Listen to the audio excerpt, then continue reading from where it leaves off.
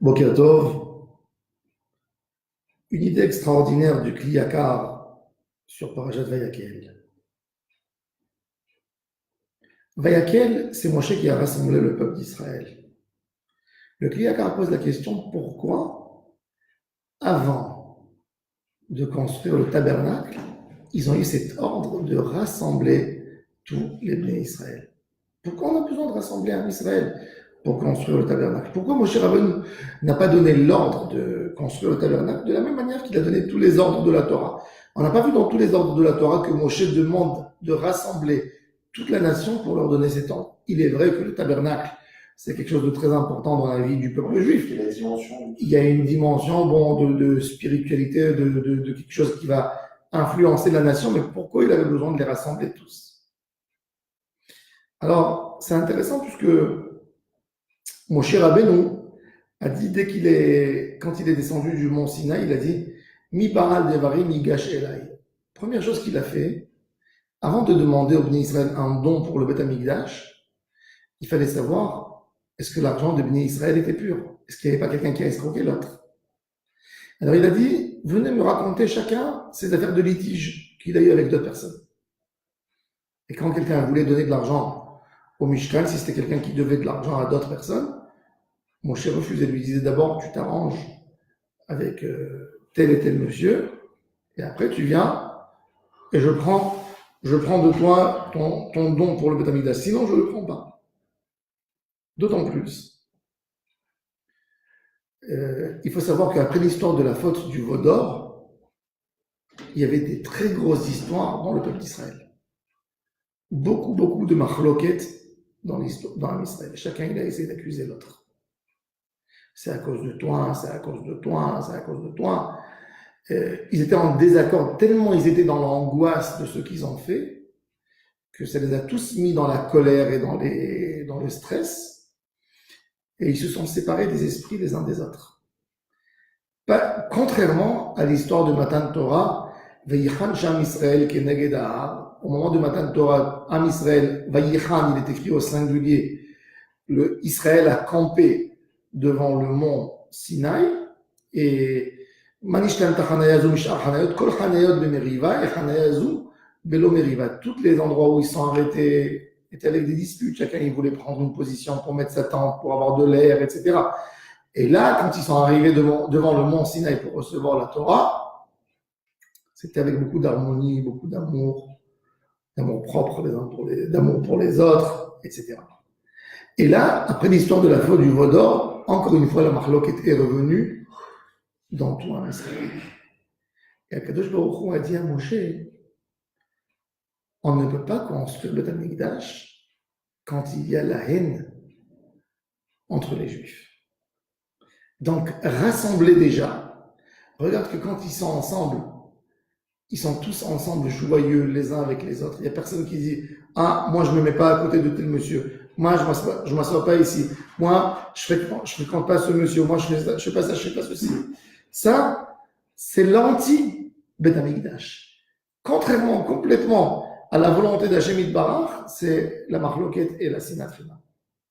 D'ailleurs, comme la première condition de la Shrat HaShekhinah, que Kadosh Baruch Hu met sa Shekhinah dans Israël, c'est le Shalom. C'est pour ça que dès qu'il y avait la haine gratuite, Dieu nous a détruit le temple. La haine gratuite, le mal dans la société les uns aux autres, la Shekhinah, elle ne reste plus ici. Et c'est pour ça que Moshe Rabbeinu, il a rassemblé tout un Israël ce jour-là pour faire la paix entre eux, faire les dynimes qu'il y avait entre eux. Et rien qu'après, on peut construire le Chazara, le Beth Amikdash. Quand il y a de l'amour propre, quand il y a un amour exceptionnel entre chaque homme et son proche, c'est qu'en ce moment que Akadosh Baruch Hu peut donner l'ordre lui aussi de participer à Israël et de construire le Beth Amikdash. Et c'est pour ça qu'il a dit Lo tevara'u esh bechol moshevotechem biyom hashabbat. Pourquoi il a dit le Lo tevara'u esh bechol moshevotechem biyom hashabbat? Alors, le Lo tevara'u esh, on a amené, Rashi il nous amène qu'il y a un débat dans le Talmud. Pourquoi, quand on a dit Lo ta'asu kol melacha, il fallait redire l'Oteva ou Esh. C'est pour ça qu'il y a des qui sont partis à l'extrême pour dire que le feu, c'est moins important que les autres travaux qu'on fait Shabbat. Rabbi Akiva, il n'est pas d'accord. Il dit, les Chalek Yatzat. Le Loteva ou Esh, il est venu dire que chaque mélacha, même si c'est une petite mélacha comme allumer du feu, qui ne demande pas un effort exceptionnel, c'est assourd de le faire Shabbat. Et si j'ai fait 2 ou 3 travaux interdits Shabbat, j'aurais besoin d'amener 3 ou 4 sacrifices. Mais la question qui se pose, c'est pourquoi on a exclu le feu et on n'a pas exclu quelque chose d'autre.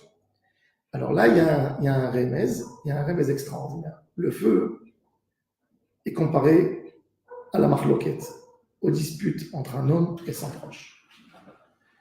Le feu, quand tu le gères, quand tu le laisses chez toi, tu peux le garder.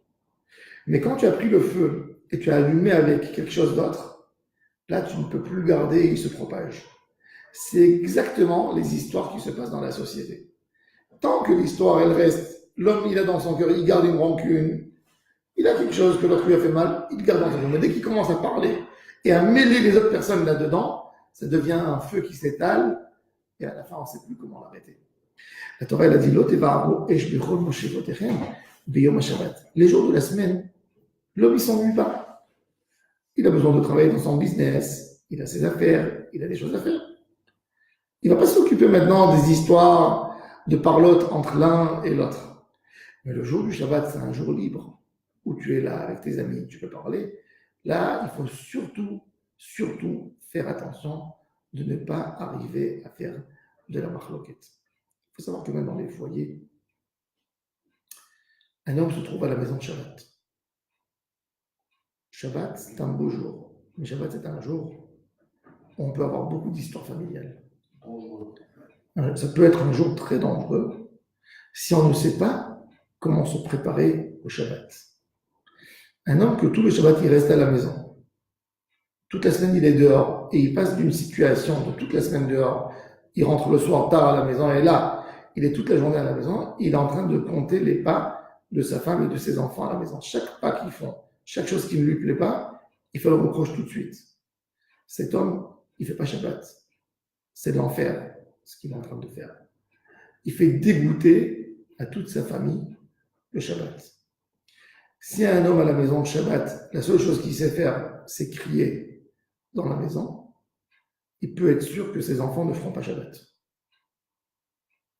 Parce que pour un enfant, le Shabbat est un jour. L'enfant, il ne sait pas, quand il n'est pas mûr dans sa tête, il ne sépare pas entre le comportement et le jour.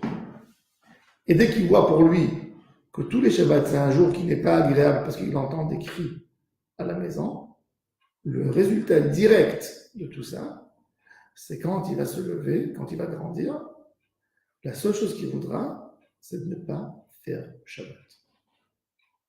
Alors la Torah nous a averti, attention. Shabbat, c'est un jour où tu seras à la maison, mais fais tout pour aimer plus ta femme et tes enfants. Comme que la Torah nous dit, le but de Shabbat, c'est que tu feras Shabbat toi, ta femme, tes enfants. Se retrouver tous autour d'une table de Shabbat. Alors qu'est-ce qu'on fait pour que la table de Shabbat, elle devienne harmonieuse déjà? On se fait des règles de ne pas parler de tout Shabbat à table. On ne parle pas de business Shabbat. On essaie de se concentrer sur les sujets de la paracha. On dit un Dvar Torah, une halakha. Étudier quelques halachot de Shabbat à table. Chanter beaucoup de chants de Shabbat à table.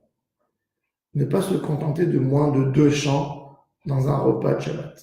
Shabbat soir, entre la soupe et le plat, chante un chant. T'as fini la soupe, t'as commencé le plat, avant de prendre le dessert, un autre chant de Shabbat.